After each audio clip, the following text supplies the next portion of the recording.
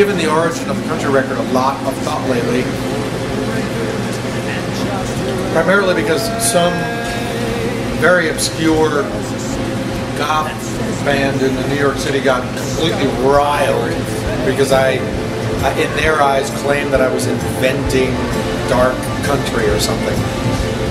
And apparently they've been making quote-unquote goth country for years. So it made me really think of the origin. A couple of years ago, I was in a karaoke bar. Somebody sang Folsom Prison Blues by Johnny Cash. And I, as somebody who hangs out at a karaoke bar periodically, I went, wow, I love that song. I had forgotten about that song, and I think that's actually in my range. So I sang it, and really liked singing it, and stumbled upon some other country songs that I really loved as a kid, and had long since forgotten about, like She Believes in Me by Kenny Rogers, a handful of other country songs. I had come to a point in my adult life where I assumed that I hated country. And I realized that I didn't always feel that way. There was a time when I liked these songs. So I kind of thought, well, you know, really, what has happened to country that I hated so much? Then there was this day in Nashville where I was in a lobby waiting for a promoter to pick me up to take me to the nightclub where I was going to be performing. And they had a song that was playing on the radio, being piped into the lobby, where it was like, you know, my daddy died when I was 12 and you married my mama. You bounced me on your knee just like I was your very own. And in essence the chorus was about like, stepdaddy, you never made me feel like I was second best. I thought, alright, that's curious. It's a song dedicated to stepfathers. The very next song was practically the same song but dedicated to uncles. And then the next song was dedicated to grandmas. And it really, like, I was expecting for, you know, like, a song dedicated to my great aunt on my mother's side on the first day of her menopause. You know, like, I realized that country's gotten very, very schlocky. It's gotten very commercial. And almost the idea for the country song is really a marketing campaign before the song is even written. And so I thought country should really be brought back to its roots, to when it was dark and funny and dangerous. And the thing that riles certain people is that there have been quote-unquote gothic country bands for a while. I have very good friends called Town, who I think are amazing, who do this kind of like dark gothic country western stuff. But that's not what I'm doing. I'm just making a country record. Honestly, a straight up country record. But a country record in the tradition of like Hank Williams Sr. or really old Johnny Cash. Like this isn't a record about vampires in the Wild West. Although there might be a song about vampires in the Wild West actually. But it's really a song about day-to-day life and sort of like trying to find like the beautiful tragedy and the beautiful humor, you know, that we experience every day. It really is just straight up old school country. Last December, down in Mexico, there was a stop motion fest dedicated to you. Yes. Did you go? I did not. I had just played in Mexico like a month earlier, so I, you know, couldn't really afford the luxury of going to Mexico again when I had shows to do here in the States, etc. Yeah, it's very flattering. It's really awesome to be getting some credit for the stop motion work, because that's really where I originally came from. Right. And that's where I'm going back to. Not necessarily stop motion, but I'm definitely really delving back into the film business. Yes.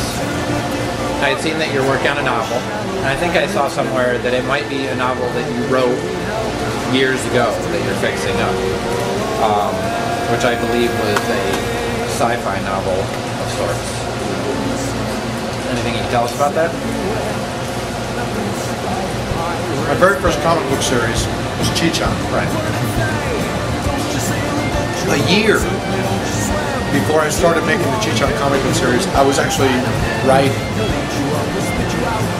I was just going to a cafe at midnight, leaving at 8 in the morning, and I was just writing.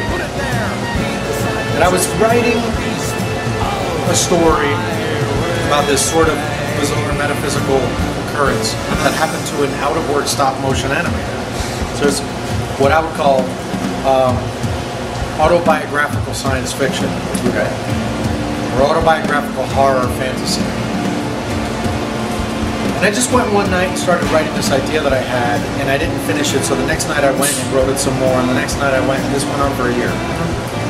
So these sketchbooks full of all of this writing, of this not quite completed story. So I thought I'd like to go back and finish it. I have been undertaking the monumental task of actually transcribing it all into a computer. And there's no letter bigger than a millimeter tall. So it's been very tedious, and it has started to take away from some of the projects that I've been hired to do. So I'm trying to be smart about it, trying to do it when there is time. Right. But it's called The Nothing, and if I finish it someday, it'll be entertaining, I think. Will it be up there in the strangest books in the English language? It's very possible. Because it's story, but it also serves as a guide to understanding the fabric of reality and how to manipulate it. Crazy. I read the short stories that are on your blog. If it's anything like those, it should be really interesting. I like those a lot. Thanks. Very nice. So you left Project when your contract was up, and you signed to Dancing Ferret, who closed their doors before you could release your about a last month album. before I was turning in to the bottom of the sea. Right.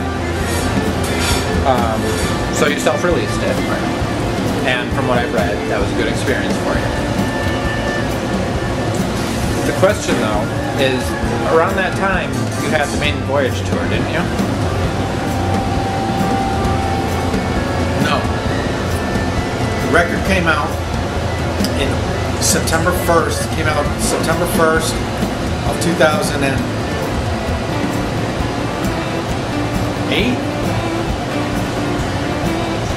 No, it doesn't make any sense. 2007. No. 2008? Okay, right, yes. Yeah, okay. The Maiden Voyage tour happened in April of 2008. Right. That record came out September 1st of 2008. Okay, so before the Maiden Voyage tour, you were still with Dancing Ferret? I don't know, yes. I don't remember. Did they give you money for the tour? No. Is that the question? It pretty much was. Because I just wondered, because you had never really, as far as I know, done a full I'd tour. never done a traditional tour, but I had come to a point where I realized it was something I needed to do. Yeah, it just kind of seemed to me like the timing was right, that you signed to a new label and then all of a sudden you're touring, so maybe they're giving you tour support. No such thing. So you got nothing out of them. A small advance, yeah, really not much. It's okay.